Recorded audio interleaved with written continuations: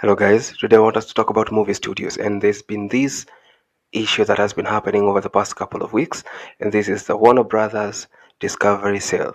So for those of you who don't know, Warner Brothers, the big movie studios, yeah, and Discovery Media, this is one that contains all these channels that you guys find in most of your cable networks, things like TLC, CNN, all those, yeah.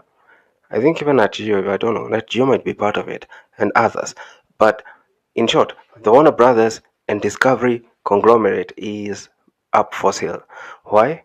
Well, they're in debt. So they decided they're going to make that liability someone else's problem. So they're selling off their IPs, their everything, to the highest bidder. Now, the highest bidder thing, that's where the problem began. Why?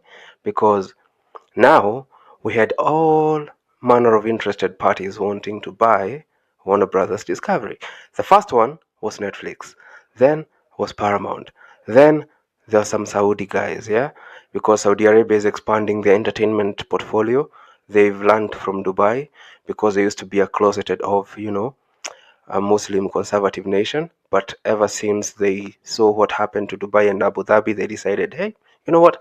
Maybe we could open up ourselves for some grand entertainment, make ourselves a tourist destination and all these things. So, in the same spirits, they bid for the Warner Brothers Discovery sale, and they are interested parties. But today we're not going to be discussing them that much because the major issue, the major rivalry here that we've been seeing as per the terms of this sale is between Netflix and Paramount. Now, when Netflix expressed interest in buying Warner Brothers and Discovery, at first I was afraid.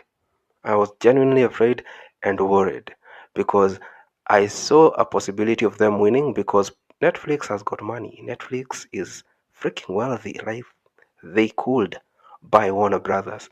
In fact, dare I say they could buy Warner Brothers twice.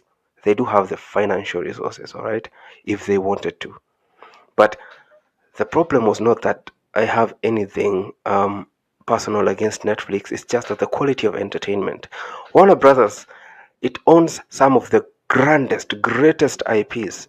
And for those of you who didn't know, by the way, HBO and HBO Max, the streaming platform, also owned by Warner Brothers. And for those of you who are subscribed to HBO, they understand that the level of entertainment and the quality of production that is in HBO is way more superior than what you find in Netflix. We have IPs like the Harry Potter series, we have Game of Thrones, we have so many other IPs, man. Warner Brothers it owns some of the best IPs that you have in entertainment today, and being that Netflix wants to be a monopoly in this streaming space, you can understand why they would want the IPs that Warner Brothers has on their side. So they placed a bid. But there is a guy who's more hungrier for this Warner Brothers deal than Netflix. That is David Ellison, the CEO of Paramount. Now, Paramount wants to own a media empire. Paramount is also in the acquisition process of acquiring TikTok. So I'm guessing David Ellison wants to be like a media giant in the sense that he also wants some kind of monopoly towards the media space. However, as it so happens, his interests are not so much towards the IPs that Warner Brothers has. What he wants is what the Discovery Channels offers, the news platforms. The things like CNN. We have all these Discovery Channels that come with the cable networks. In short, why? Because there's a speculation going around that he who owns the media owns the narrative. And being that there's this major shift happening in America with the political landscape being all wishy-washy, trying to see if Trump has favor with the people or not with the people. There's some elections that are happening next year for some. I don't know if it's Congress, I can't tell. I don't know. I'm not American, but I do know there's some elections happening next year. And in them wanting to gauge how good the MAGA people are, or how good or how much love or hate Trump has with the people, it matters. And it matters so much who controls the media, because the one who controls the media has the capacity to be a kingmaker, has the capacity to lobby in their own interest by, pushing a certain media narrative. And it's happened before. It happens in every country in this world. So Larry Ellison, who is David Ellison's father, and his son, they decide they want to acquire Warner Brothers, but personally, this is my guess. Personally, I think their interest is in the cable networks, mostly. For that particular reason, David Ellison is keen on becoming a media giant, and a media giant in the sense that he really wants to control or be in charge of what people are consuming en masse. So he's on the process to acquire TikTok, and now with owning things like CNN and all these channels under Discovery that are cable networks, he's going to have an upper hand in the control of information. And on the other hand, we have Netflix, who wants the IPs that Warner Brothers has, but does not give a hoot about the Discovery and the cable channels. In fact, part of their deal was like they wanted to do away with the Discovery channels. What they want is just Warner Brothers and their IP, the movies, and the IP they own. But here's the problem: Warner wants to do away with their things altogether. They don't want to remain with anything. So if you buy out the whole thing, good. They want that. They don't want to be left with anything. They want all the liability off of their table. So here comes the bidding war, part one. David Ellison, the CEO of Paramount, wants to acquire this channel so much that he goes and speaks to David Zaslav, who's the CEO of Warner Brothers, and tells him, hey, listen, I'm going to offer you $79 billion, 79.7 to be specific. And I'm also going to give it at a $30 per share. All right. And I'm also going to make you the co-CEO of the new venture we create. To which David Zaslav says, I'll think about it. On the other end, Netflix comes in, says, hey, come on, we're going to buy this thing at $72 billion. To which David Zaslav says, okay. And that was when the rivalry began, because if you look at it at face value, which is all there is, this is favorism. David Zaslav is playing favorites. I don't know what Netflix has offered him behind the scenes for him to allow them to acquire the IP at a lower bid, because $30 per share is a lot of money. And on top of that, $79.7 billion. Clearly, that should have been the deal that was favored, and this was the deal that Paramount was offering. But on the other hand, here comes Netflix saying they're going to buy it at $72 billion. See what I'm talking about? And that was when David Ellison, the CEO of Paramount, decided, I am not losing this deal.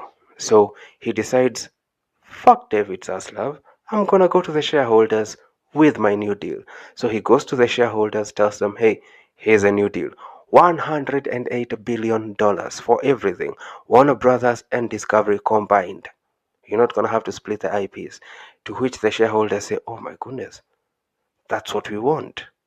So now the only thing that's left on the table is for us to see how the cards are going to play out. But personally, I want to root for David Ellison, because this is my issue with Netflix owning these IPs. Now, the moment Netflix gets to buy Warner Brothers, Netflix is a streaming platform. They don't believe in theater. So they don't believe in theatrical experiences. And funny enough, majority of the consumers, that's what they love about movies, the theatrical experience. Even though not all of them get to go to the theaters, but when you're making a movie for the theatrical experience, you go all out in terms of budget. If there's action sequences, if there is CGI shots, you go all out on quality to create a visual experience that is fit enough for theater. And that's what makes movies great. However, Netflix is a streaming platform, meaning they are going to make their movies and their productions more streamlined towards a content angle. And that is why they're always buying movies from indie creators that, are doing great, so that they can add more to their library, because their business model is they want you to be glued to their app consuming their content. So meaning content quality is not that big of a deal for them. What they want is to focus a little bit on the addictive bits and enough to keep you stayed on the app and subscribing more and more and more. So that changes how they produce movies. That would mean the visual spectacles that you get from, movies like the DC universe movies in the Warner Brothers IP, you're not going to get that experience again, because Netflix will have watered down the experience to fit the whole thing for streaming purposes, therefore meaning it won't have to invest on theatrical experiences.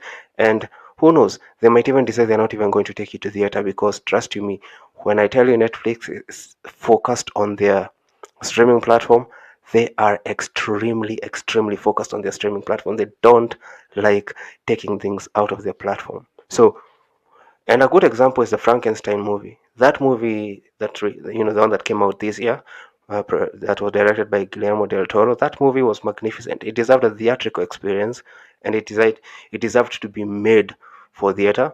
But despite the fans wanting it to be released on theater, they only released it for one weekend. Why? Just so that they can kind of create a pseudo marketing for it, for enough for people to be interested and subscribe into their app to go and watch the movie.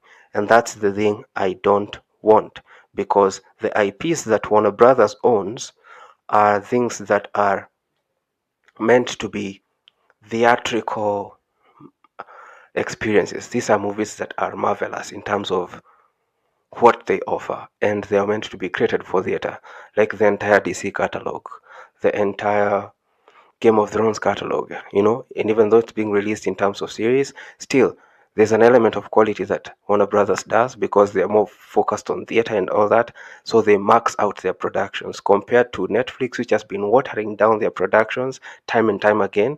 As you can see with things like The Witcher, all these things, Netflix productions are on a decline. Warner Brothers is top tier, so that's the thing.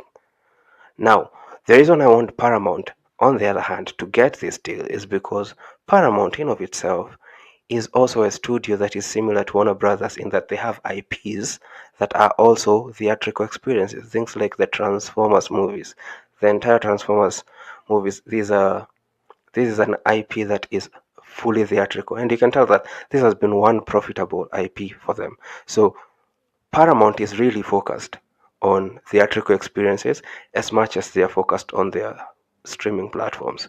So they don't focus too much on the streaming platforms, but they really love giving their fans a theatrical experience. And that's the thing I don't want to die in Warner Brothers. That's why I don't want Netflix to acquire Warner Brothers. Instead, I personally think, and I personally favor, and I personally want Paramount to win this bid. So we just sit and wait and see. But that's my personal opinion on who I would like to see winning this war. So if you got anything contrary to that, I would like to hear your opinions on the comment section. And as usual, please like, subscribe, and share to a friend. See you in the next one.